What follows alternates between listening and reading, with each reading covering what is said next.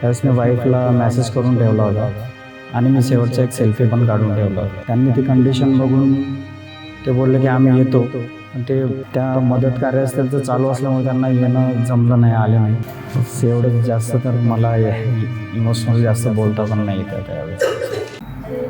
काय सांगशील, काय घडलं होतं, कशा पद्धतीनं तू जे आहे ते बाहेर पडला, काय अनुभव त्यावेळेस तुझ्या डोक्यात काय चाललं होतं?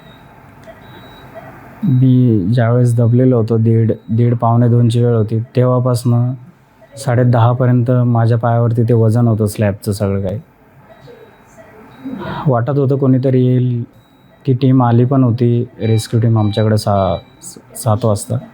पाणी वगैरे देऊन गेले, ते एअरबॅग ठेवून गेले, पण त्यांनी ती कंडिशन बघून ते बोलले की आम्ही येतो, पण ते त्या मदत कार्यास त्यांचं चालू असल्यामुळे त्यांना येणं जमलं नाही, आले नाही. शेवटी फायनली मी वरती गेलो, त्यांना आवाज दिले. माझे 2 जण अडकलेले होते खाली. त्यांना म्हटलं तुम्ही खाली या, त्यांनाही वाचवा. आणि त्या क्षणी माझा जसा मोबाईल निघाला ज्यावेळेस, त्यावेळेस मी वाईफला मेसेज करून ठेवला होता आणि मी शेवटचा एक सेल्फी पण काढून ठेवला होता, जेणेकरून मला कधी काही झालं तर माझी वाईफ. बस एवढंच. जास्त तर मला इमोशनल जास्त बोलता पण नाही येते आता यावेळेस.